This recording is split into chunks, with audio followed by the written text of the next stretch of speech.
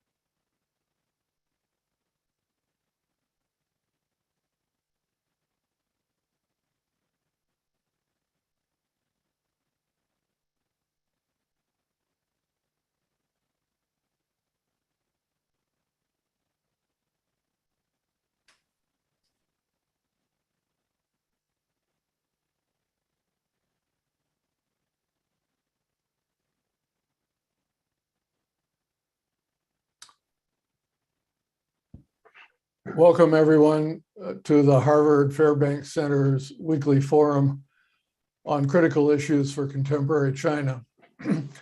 Mike Zoney, the director of the Fairbanks Center, sends his greetings. I'm Bill Overholt, a senior research fellow at the Kennedy School. My job today is to introduce John Haigh, the co-director with Larry Summers of the Mosavar Rahmani Center for Business and Government at the Kennedy School. I have to give him a really good introduction because he's my boss. John started his career with 13 years in management consulting, specializing in strategy concerning telecommunications, transportation, energy, and the environment. He then held a series of senior positions at ATT, basically running ATT's international business, with the eventual title of president of ATT International Ventures. In that role, he had important business dealings with China, including the development of a secure financial trading platform in Shanghai. After that, he served as executive dean of the Kennedy School for a dozen years prior to assuming his current role. Along with teaching and running the center, John is currently a leader, along with colleagues like the chairman of the Federal Communications Commission, of a study of global technology standards and how they express the shaping of a country's governing philosophy. He has paid particular attention to China's goals in advancing technology standards. He's going to talk to us about that today. John brings a special combination of scholarly depth and practical experience. John, over to you. Terrific. Thank you, Bill. And thank you to the Fairbanks Center, both you, Bill, and the center for inviting me to come talk today. I'm actually looking forward to this quite a bit. There are a couple things that I would like to give as a little bit of background or context. And Bill touched on this, but I was president of AT&T's International Ventures at a roughly kind of late 90s through the early 2000 period. And I did interact with China in that context. And I also actually oversaw new services, emerging initiatives at AT&T Wireless when AT&T Wireless was spun out of AT&T.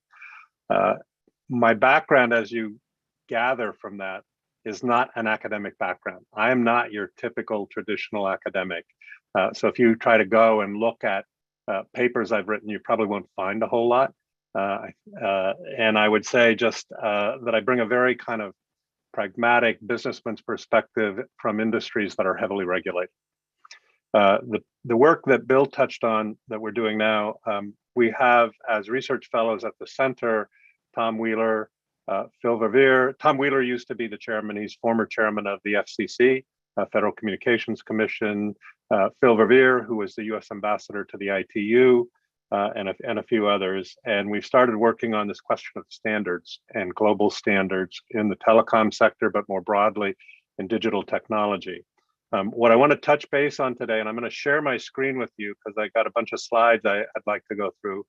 And I hope I can find this. All right, can people see that, I hope? Bill, if you can tell me you can, that would be helpful. We can see it. Yes, All we right. can see it. Okay, terrific. So basically what I want to cover today, what I'm going to go through is just a sense of setting some context in this, in that talking about digital technology trends. And I want to talk about something called the trilemma. And maybe you've heard about this. It's an old kind of just framework that Danny Roderick wrote quite a while ago, back like in 2000, if I remember right.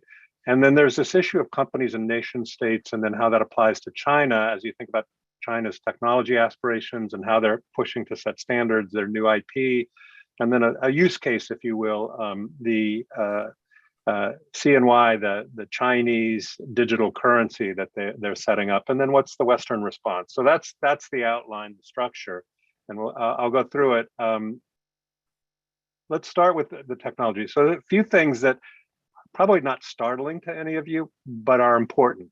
And the first is really around this question of computing power and bandwidth. From my days at AT&T, these were incredibly critical components of a telecom system, a digital communication system.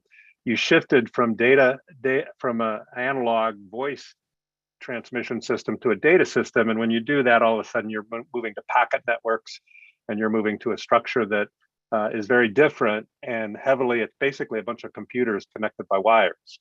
And if you think of it, when you think about the transistors and the development of transistors, it's rocketed in terms of transistors per microprocessor. You've probably all heard of Moore's law, kind of in conjunction with that growth and the ability, the miniaturization of transistors. You had vast reductions in cost. Similarly, when you think about the bandwidth required to transmit packets, you've got a phenomenal growth in the kind of capacity of networks, the transmission aspects of networks, and same thing with memory and storage. So we don't need to dwell on this, but the point is basically you've moved to a digital structure, infrastructure for information exchange, that cuts across multiple countries and increasingly at lower cost with increasing capacity. And that changes the world global dynamics dramatically. And just, I mean, this is again nothing new, but if you look at some of the US companies that people are familiar with, and you look at their market value, these are in many ways stunning market values, and these are December 31st. If you look at the last column, December 31st, 2021 market values. So these have changed a bit in the last few days, but you've got, $1 billion for Facebook, basically, 2 billion for Google and Alphabet, 3 billion for Apple, almost 2 billion for Amazon, and over about 2.5 trillion, trillion for Microsoft. So these are all in trillions, which are just stunning numbers at some level. But what sometimes people don't necessarily appreciate, and I think people in the United States in particular have a bit of a myopic view of the world. And they don't realize kind of that these companies are not US. I mean, they realize they're not US companies per se, but I don't think, have digested what that means. And just to give you a little bit of a flavor, if you look at Apple, 42% of its revenue comes from the Americas. But if you look, you've got 24% from Europe, 19% from China, 8% from Japan, and 7% from the rest of Asia Pac. So Asia Pac and Europe are massive markets for Apple. Same thing with Alphabet. Interestingly, for both companies, their revenue, less than half of their revenue comes from the United States. And so they're really operating as global companies. They have to. And similarly with Amazon, and the companies report these things slightly differently. So that explains part of this for you, why they're different categories. But if you look at Amazon, they report North America, that's still 60%. But then they say international, which is all the rest of the world, is about 30%, a little under 30%. But then interestingly, they list 13% as AWS. And AWS is their cloud service business. And it's interesting they report it this way because they don't think of the cloud business as basically bound by nation state boundaries necessarily. They think of it as a global support system for all of their information flows. Now, the thing that I would say is what people sometimes, when I say they're myopic, they look at the world through these lenses, but what they don't digest necessarily is the companies like Alibaba, Tencent, and Huawei. And if you look at the market value for those, you see that Alibaba is big, Tencent is big. And by the way, these numbers are down slightly, maybe a lot, simply because of various actions the US government has taken through CFIUS to limit their access to US markets and so on. The NA on Huawei is interesting because Huawei doesn't have a market value because it's not publicly traded. And if you just look at Alibaba as an example, this chart kind of shows you all of the intricate interrelationships that Alibaba has into the internet and all of the ownership positions they have across these different companies. And I just took one piece, which is Alipay, which is a critical part for them. And it's our core mobile payments platform. It supports multiple businesses, right? And it does consumer lending, it does money market funds, wealth management, health insurance, all those things.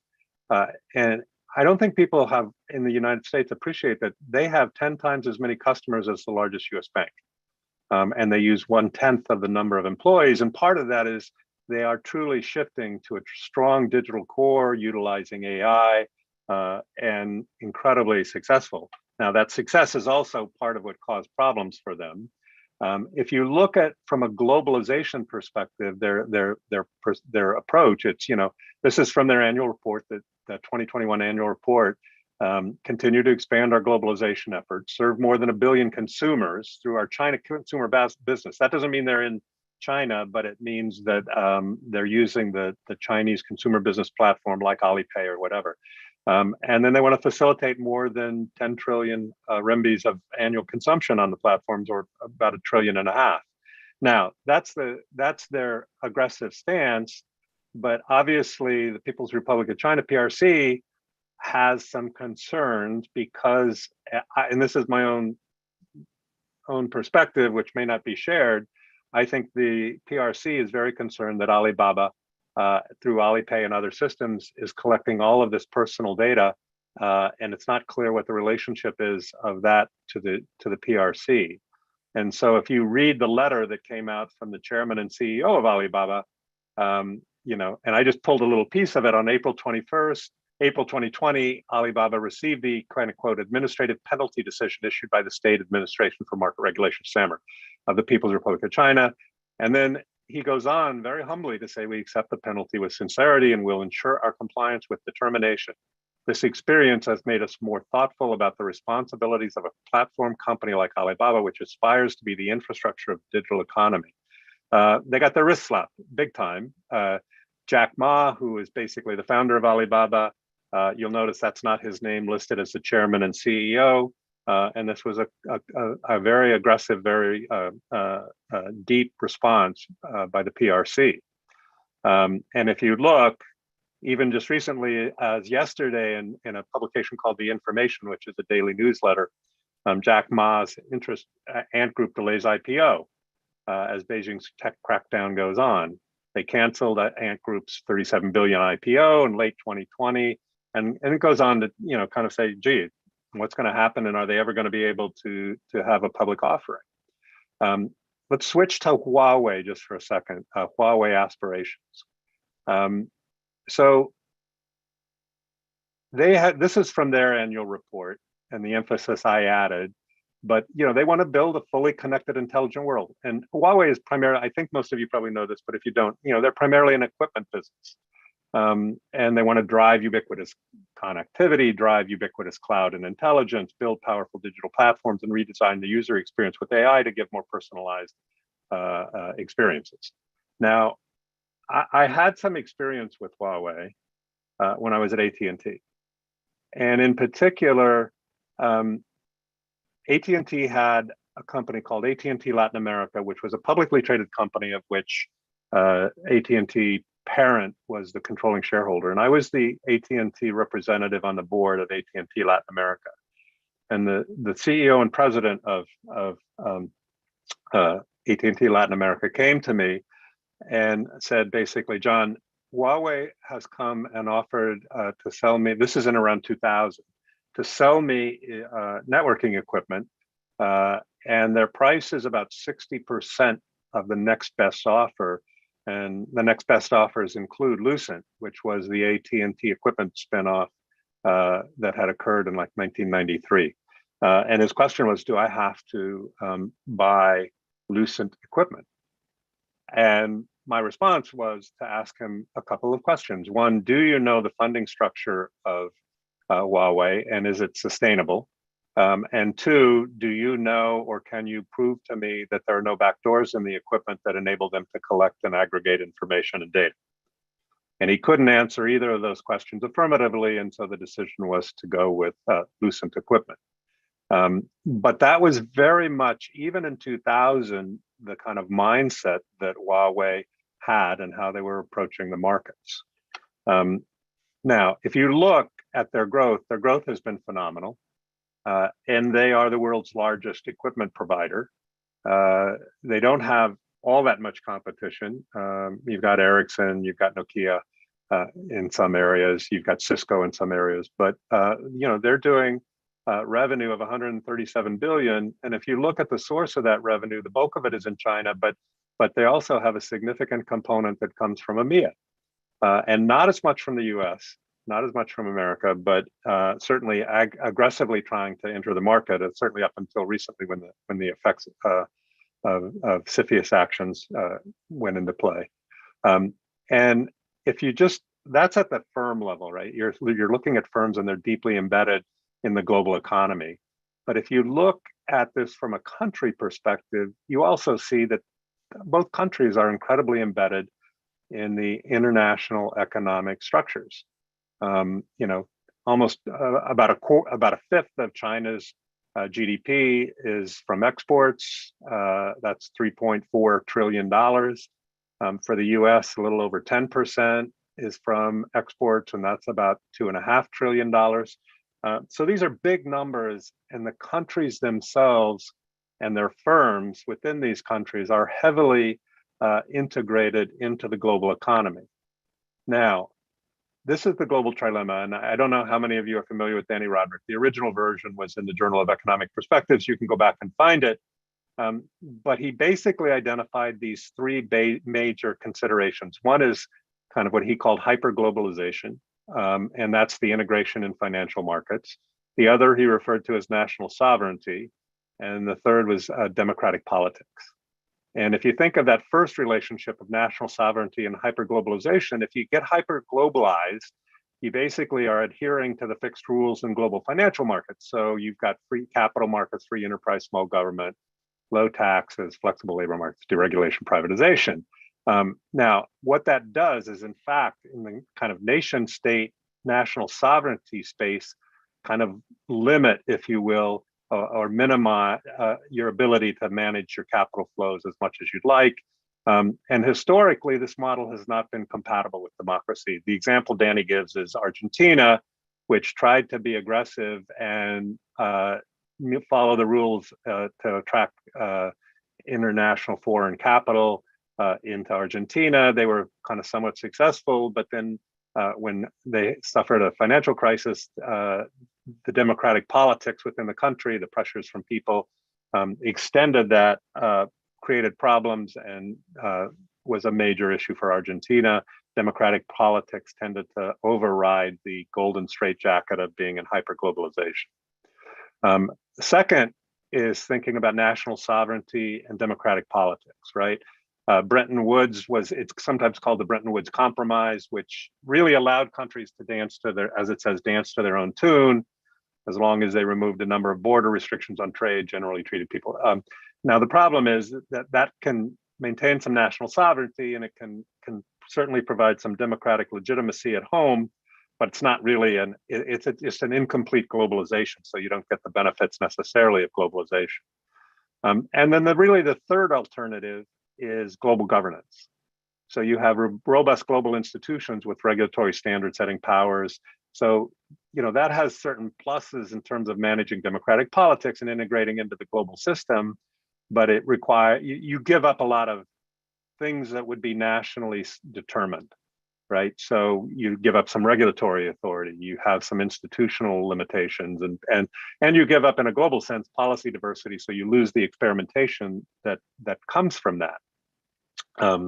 Now, the question for us that I struggle with and working on is this question of, when you think of China or you think of Russia and you think of the US, how do these three pieces come together? And Danny has a very strong perspective that you can't have all three, that you have to pick two, kind of quote, pick two, any two, right? And if you think about China, it's very concerned, obviously, about national sovereignty.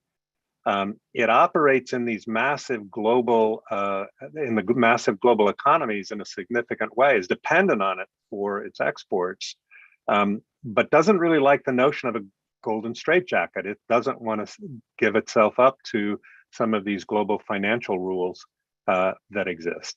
And then if you think of the US, I mean, you've got democratic politics and desire for globalization, but the same kind of issue in a slightly different form of how much does it really want to integrate into the global world. And so it's kind of, all of them are kind of struggling with this trilemma and how to play into this world. And what makes this incredibly difficult is what I was getting at earlier, which is you've got this highly integrated economic structure. And that structure is really, the question mark is, can you operate as a distinct and separate nation state without integrating into the global economy?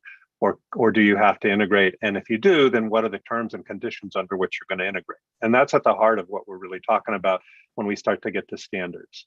When you think about the relationship of companies within this structure, then you've got, and this is from William Baumol, he'd broken out types of capitalism. And on the left, you've got a US either entrepreneurial capitalism, big firm capitalism, elements of both. And just to kind of give you a sense of the characteristics of those kinds of capitalism, the structure is pretty straightforward. You got a large number of actors within the economy for the entrepreneurial, kind of an unceasing drive and incentive to innovate, undertake and commercialize radical or breakthrough innovations. Whereas in the big firm capitalism, most significant economic activities are carried out by a few big firms, driven by potentially things like network effects and scale effects that make them and allow them to get large and control markets.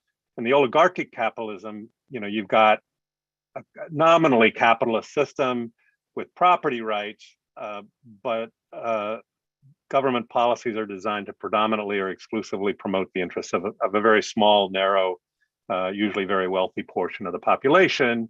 And you could imagine that Russia kind of fits into that category. And then you've got state-guided capitalism, which is really governments and not the private sectors are deciding kind of which individual firms should grow and geared to carry out those decisions using policy instruments that kind of focus on kind of people they want to win. And that's China. And so you have a conflict, if you will, of types of capitalism. And I know China is an authoritarian state, but it is choosing to play in a capitalist world, a capitalist economy, basically free markets. And that's one of the aspects that's actually quite different. Sometimes people try to use the analogy to the Cold War.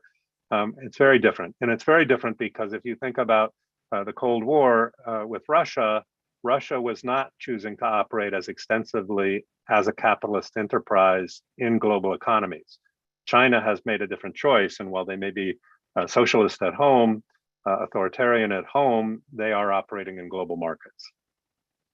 Now, how do I want to characterize China's approach to standard setting? There are things that they are saying externally, and then there are things that are being said internally. And there's a nice piece that some people at Brookings did titled "China as a Cyber Great Power: Beijing's Two Voices." And I pulled some quotes just to kind of give you a little bit of perspective.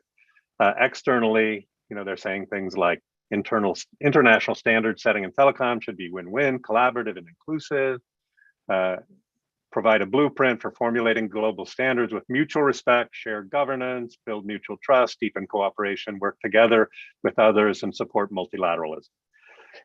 And that's kind of the external facing commentary. But if you look at what they're saying internally, it's very different. Under the conditions of economic globalization, modern market economy, standards are the commanding heights, the right to speak and the right to control. Therefore, the one who obtains the standards gains the world. The first-rate enterprises sell standards, second-rate companies sell brands, third-rate companies sell products. Or mastering the standards by yourself and building networks on your own will bring great guarantees to information and even national security. Principles put forward by Xi Jinping will also be recognized by all countries in the world and will become the basic norms for internet governance in all countries. These are statements that clearly show a desire to provide a dominant position in global standard setting and therefore for their firms and for their countries' values. If you continue down that path, cybersecurity review system introduced by the relevant Chinese authorities based on the fact that China has the largest number of netizens, promulgation of cybersecurity review, most effective legal basis for maintaining national cybersecurity, play a major role in promoting the building of cyber power. This is an interesting kind of quote that was given at a press conference because it's the only time I was told, and I think this is probably right, it was the only time in a 6-year period that actually used the word cyber power in defining an objective of China, which was unusual that it would acknowledge this. If you look at what they're saying internally, those who win will rejoice, those who lose will collapse. The competition in cyberspace is, in the final analysis, the competition for talent. To build a network power without an outstanding talent team, without the burst of creativity, it is difficult to succeed. What we're seeing, I think, increasingly is that if you go back a decade, 2 decades, Chinese students would be here, they would come and they would have a desire to stay. And now you're seeing more and more that they may have a desire to stay for a year or two, but their plans are to go back to China. And I think part of it is an effort by China to build its internal talent and keep it in China, but also there are huge economic opportunities in China for many people. And I think they want to take advantage of that. That changes the dynamic, I think, to some extent as well. So now I want to shift gears, and the specific issue of internet standards is quite important. And just a couple of things to talk about. There are different bodies that develop standards development, SDOs. And you have multilateral SDOs, which are really country-driven, and they try to develop consensus among countries on standards, right? The ITU, the International Telecommunication Union, is one of the most obvious. The other, I just mentioned to give you an example, is Third Generation Partnership Project, 3GPP, and they develop 5G standards. And then on the other side, by the way, the ITU has one nation, one vote in its structure. So a small African country has a vote just as China does or as the United States does. On the open standards, multi-stakeholder SDOs, this has historically been the major place where standards are set. And you have something called the IETF, which is the Internet Engineering Task Force, and they're the primary SDO for developing protocols, internet protocols. Historically, they've been very engaged, very much a part of the process. The participation in these open standards groups is generally pluralistic, voluntary, bottom-up, and driven by industry and innovation needs. As one of the experts here that's affiliated with the Kennedy School told me, he said, yeah, these were basically rules set by those who show up. And one of the things that's important, even on the ITU side, is that you do have some non-state members in ITU, but they're usually, they have a private sector focus, and they're those who can afford hefty fees. Right now, China has the largest delegation to the ITU, and it is a mixture of government and firms. And China is trying to shift from the open standards approach, right side of this graph, and push more towards the ITU, where governments have more control, and by definition, they have more ability to shape the results. And they also are actually trying to build a lot of this into things like their Belt and Road Initiative. There's the Digital Silk Road, where they're trying to build their approach. And just to give you, an example, with these standard setting bodies, how things have changed. In 2016, there was a meeting of the third generation partnership project that I mentioned that sets the standards for 5G, and Huawei demanded adoption. They demanded adoption of a protocol. They had an error detection correction protocol for 5G data transfers. And there was a competing Qualcomm proposal. And they kind of shed the traditional approach of trying to build a differential consensus among the parties. And they expected support from other Chinese companies there very clearly. And it was an unprecedented outcome in that both standards were adopted. A year later, in an unusual approach, Huawei proposed a candidate to lead a key working group, and they challenged the candidate from Qualcomm. And it was interesting, the chairman of the working group basically had to tell the Chinese firm participants that when they were voting for the new candidate to lead the working group, they were not allowed to take their phones into the voting booth. And the reason was because the firms were being, I was told, the firms were being required to take photos as proof, showing proof that they had voted for the Huawei candidate. And if you look right now, I think within this group, there are 35, Huawei has 35,000 proposals in front of the group, and about a quarter of them have been approved. So I apologize. I'm going to take you through just, again, to show you how China is actually integrating itself. This is just one example, but I could find hundreds of examples where they are trying to push to get Chinese individuals to lead many of these standard setting bodies. This is Hulin Zhao, I hope I pronounced it correctly. And he is the ITU Secretary General, and he has a long history of being there, and he's clearly there as the head of the Chinese delegation, but ostensibly he is now leading the ITU. Now, again, I apologize. This is going to be a little technical, but I don't mean it to be too technical. There is something in the world of computing called the Open Systems Interconnection model. And this is the model that I've laid out here. And the model has these 7 layers, and they go from a physical layer at the bottom up through data, and then a network layer, which is the routing and packet forwarding approach, transport, session, presentation, and application layer. Historically, the application layer has been kept very separate and distinct from the lower layers, in particular the network layer. So when you think about IP, you talk about internet protocols. You can send something. Let's say you send an email, okay, and that email gets broken up into a bunch of packets, and it goes over the internet in some form over the global network, and then it gets reassembled at the end, and you see the email. Okay, but all of those intermediate layers can't see the content that's in that packet. They can't reassemble the packets, and they can't, other than at the end, but they can't see the content in the packet.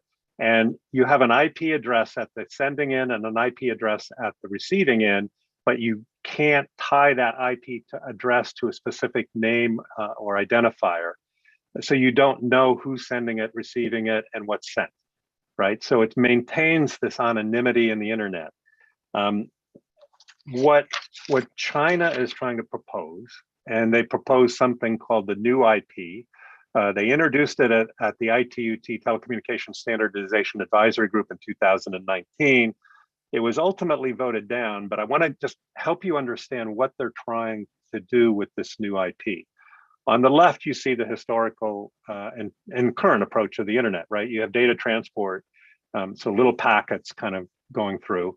And again, as I said, the address where the packet is headed is on it and the address for replies, but you can't see into the black box. You can't see into that orange box.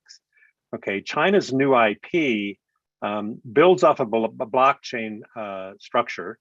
And so that means that it's permanent. You have hard-coded addresses with identifiers and a DNS resolution trace, right? So you know kind of who's sending it with some specificity down to the individual name.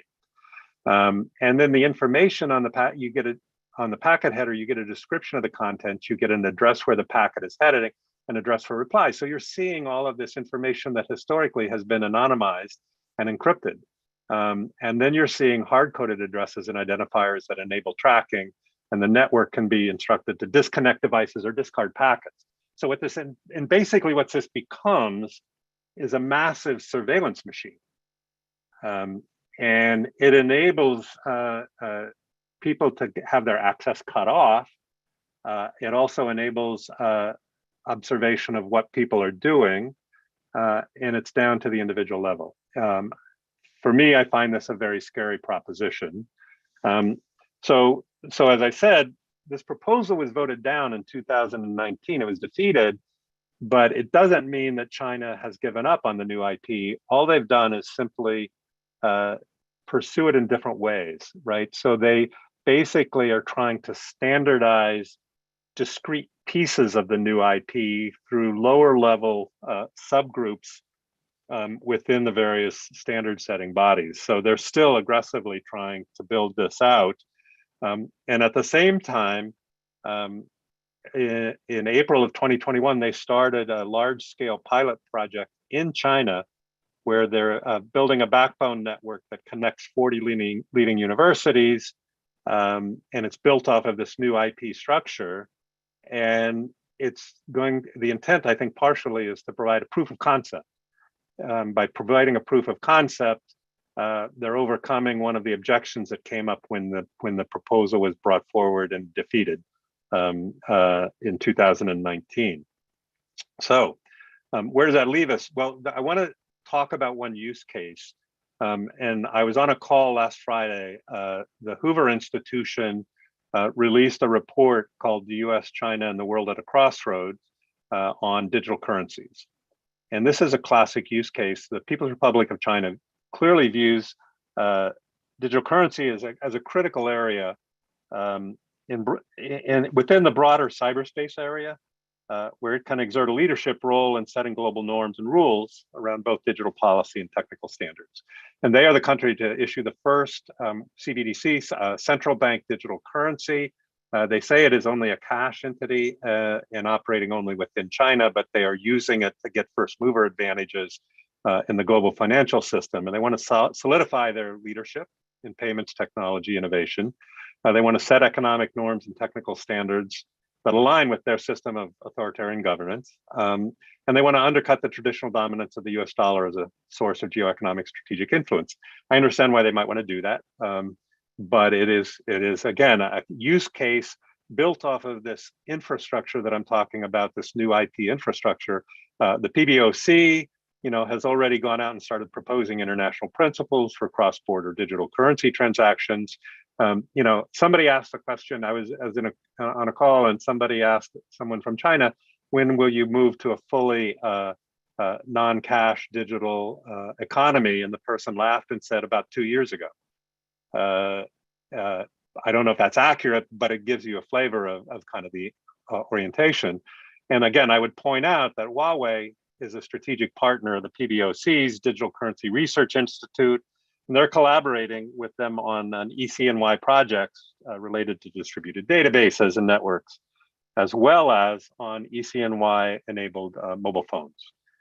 So it's a very systematic, very kind of integrated approach to thinking about building a digital infrastructure that can support multiple applications. And the PBOC is pulling a lot of, what had been potentially Alipay, Alibaba, some of Tencent's activities, and pulling that structure back into, I think, a PRC-dominated system. And the other thing I want to mention, a couple of other quotes that I want to just bring up are this issue of how much is this civilian and how much do they integrate military and civilian policy. And externally, you get comments like, the US officials have distorted China's military-civilian integration policy, malicious disregard for facts, seek to place a technological embargo on China under this pretext, referring to embargoes, for example, on Huawei, thus disrupting and impeding normal economic trade, This practice, born out of Cold War mentality, contravenes the spirit of international cooperation and the trend of the time. It undermines the interests of China, the US, and common interests of all. Now, that's what they're saying externally. Internally, this is what you can find if you look hard enough. And again, the Brookings people did a good job of pulling some of this up. Cyber information, military, civilian fusion is the key field and frontier field of military civilian confusion, and it is also the most dynamic and potential. And then again, due to the highly monopolistic nature of information technology systems, it's unlikely that there will be two different systems for military and civilian use. There's an arduous task for China to build a system that can rival the world's advanced standard. Therefore, it is particularly necessary for China to integrate military and civilian resources through military-civilian fusion system. And then the last thing, we tend to think of this, or I tend to, at times, if I'm not careful, find myself thinking about this from a, their aggressive, kind of trying to play into global integrated economic system on behalf of customers and their, on behalf of their firms, and on behalf of their governance beliefs. But it's also, there is, from their perspective, a risk, right? And they do worry about these risks. What the US has done to Huawei shows clearly that the market economy and fair competition principle claims to champion is nothing but a fig leaf, violates rule. The reason why the United States suppresses Huawei may be because it is worried that if other countries use Huawei, the United States will no longer be able to go through the back door and engage in eavesdropping. Interesting judo kind of move. But if you look at what they're saying internally, without network security, there would be no national security, there would be no stable economic and social operation. Interest of broad masses of people would not be guaranteed. And then, I like this comparison. No matter how large an internet company is, how high its market value, if it's heavily dependent for core components, major artery of the supply chain is the hands of others. It is like building a house on someone else's foundation. And then the risk of building on somebody else's foundation. And then in the information age, multiple cultures and many ideas Western countries use this, the advantages of information technology to carry out cultural penetration, ideological infiltration, and political infiltration.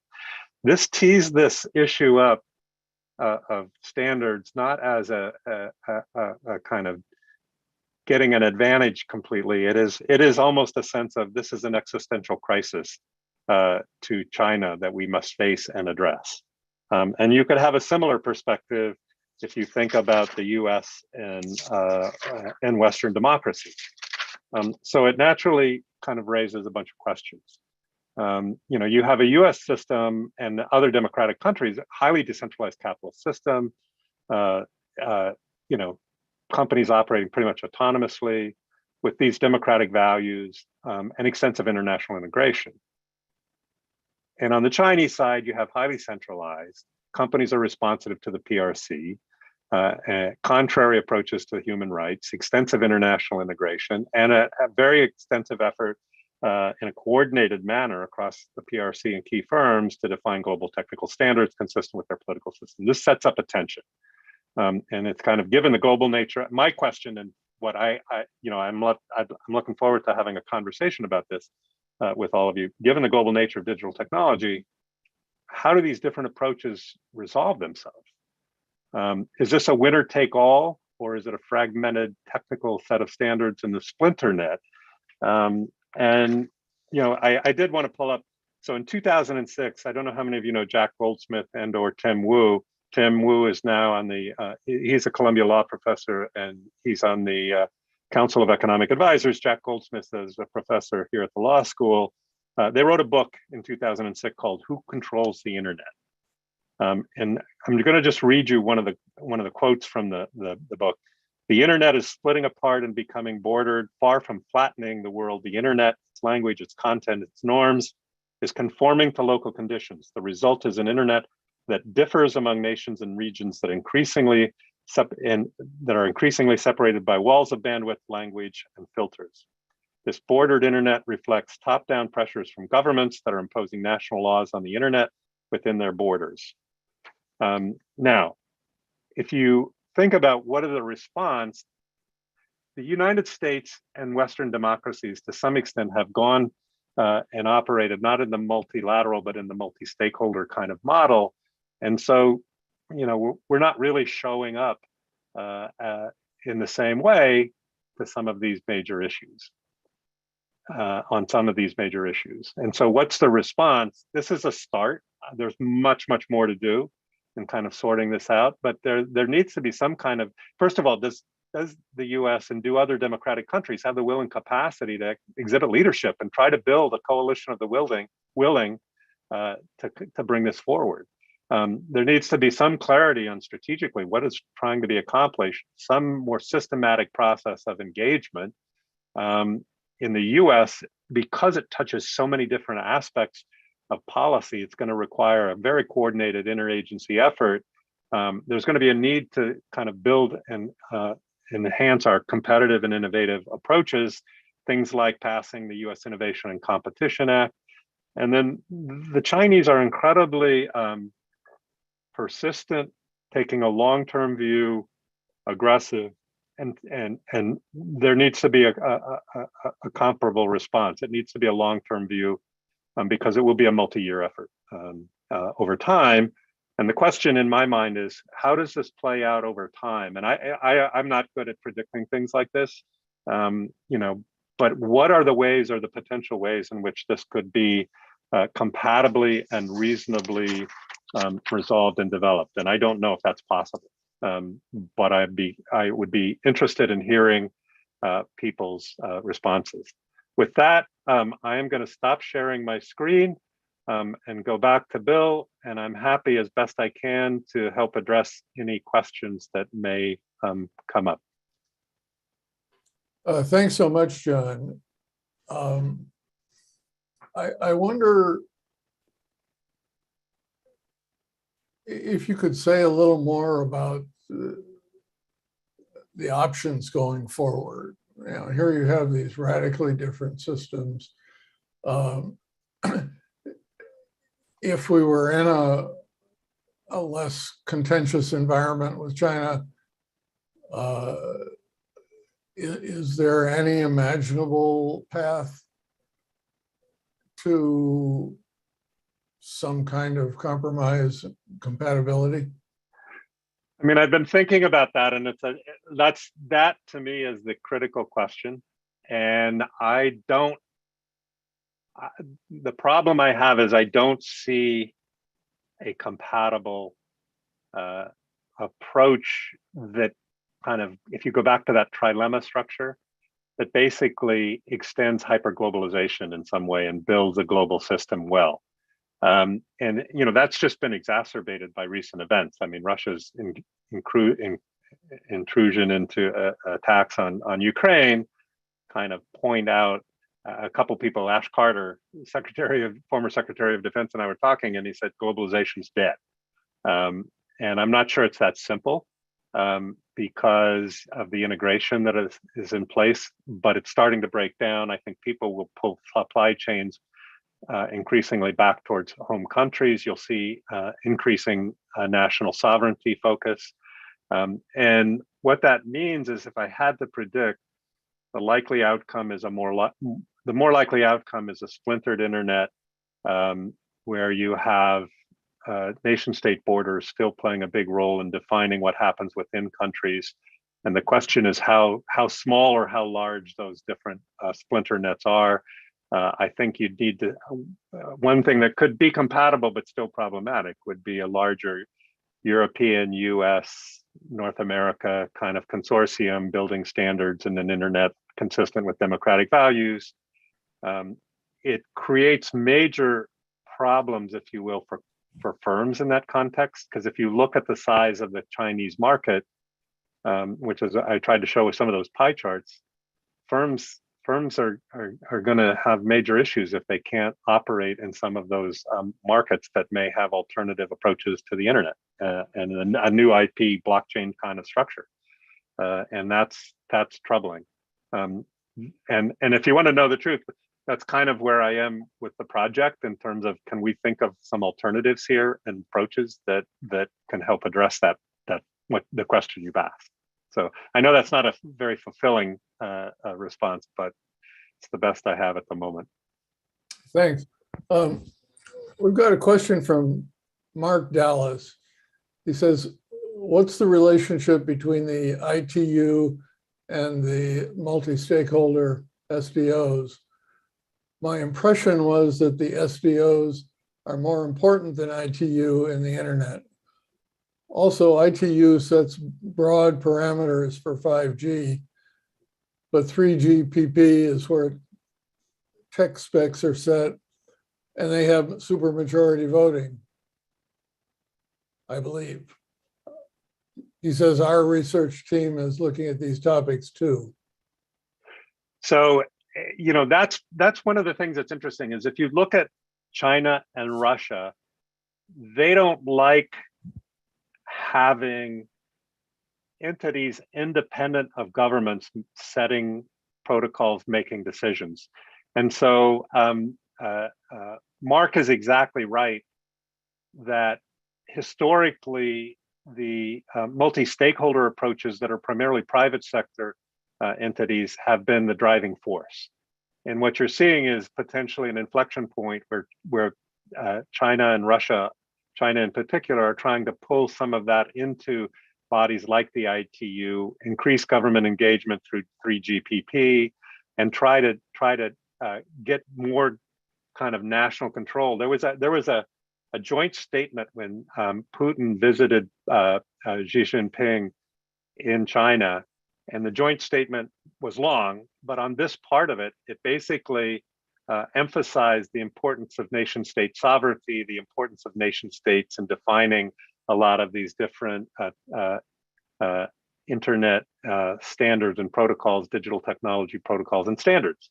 And that's their model. So it's going to be interesting to see how it plays out over time. And whether how that historically, like I said, a lot of the multi-stakeholder kind of approaches it was kind of who showed up. And, I saw this from my days at AT&T, they were mostly engineers. And they were engineers who genuinely just wanted to make the system work well, and you didn't kind of have the degree of political overtones that you're getting today.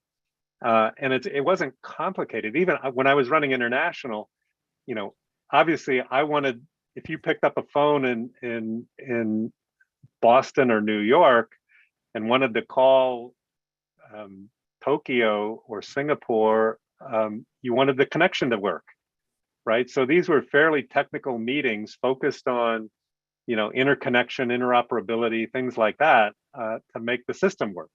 And that obviously has changed pretty dramatically.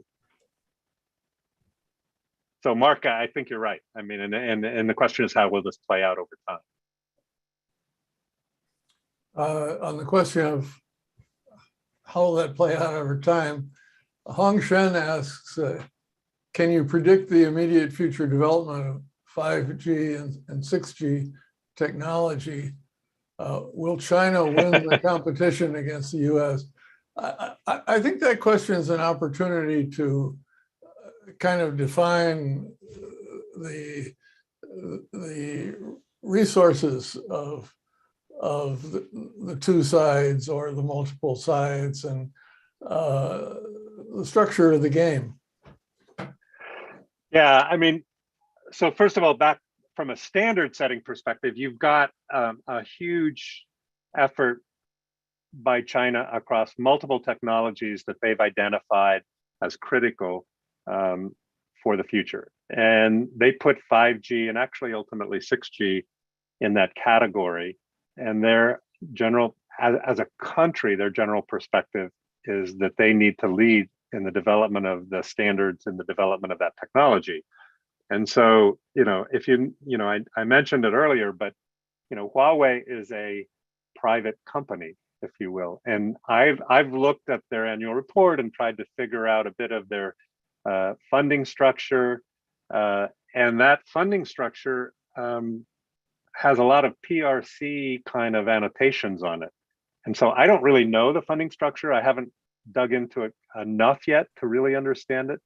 But clearly this is, in my mind, an industrial policy approach where the state is integrating with Huawei, and Huawei is aggressively bringing forward that agenda. And you just don't see that same kind of structure within the Western capitalist democracies. And so, I do think that puts a bit of the thumb on the scale for China unless there is an aggressive and appropriate response from the West. Qualcomm is a market leader, but can it sustain that is a really open question. And I'd be curious, Bill, to hear your view. I mean, I know you've thought about this a little bit, maybe a lot, but I'd be curious your take on this.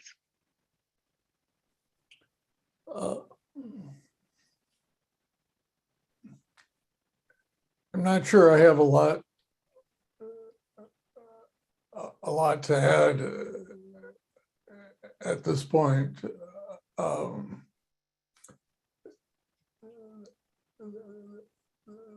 The West has certain shared values and advanced technology standards. China just has scale of the market and direction. It's right. Kind of a rock, paper, scissors game, which makes it very complicated to analyze. Right. Yeah, I mean, I think China is somewhat conflicted in the sense of it is protecting its national sovereignty, and how much of that can it do in a somewhat isolated manner, and what are the implications if it tries to do that of operating in a global economic system? And if you look at some of the activities, it's not just standards, if you will, but in a global context, but it's also like, I think you'll increasingly try to see them try to pull a lot of what has historically been things that have come from outside of the country, bring it in-house, if you will. So their dependence on other countries for whether it's chips, semiconductors, or other kind of technology, I think they're going to invest heavily to try to bring that capacity inside. It's a way of potentially redacting themselves a bit from this trap of the trade-off between hyperglobalization and national sovereignty. And I think you'll see a little bit of the same thing with the United States.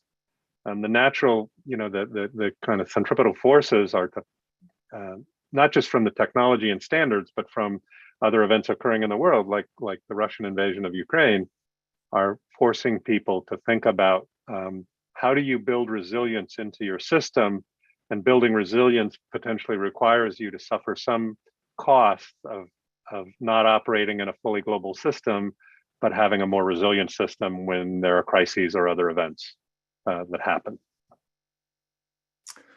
Yeah, the American dilemma is that if we retract into ourselves, the big market is in China, and other people like the Japanese and some Europeans will rely on the China connection for competitiveness, and our firms lose scale and potentially lose. Exactly right. The Chinese dilemma is that they want to be self-reliant in all major modern technologies. At the same time, they want free access to export markets and to incoming direct investment with technology, and it would be kind of irrational for the competitors to accept that. So each system has a crucial flaw. Right. Well, if you think about it, we talk about, again, through a somewhat myopic lens, we talk about network effects and the impact that has on social media companies in the United States.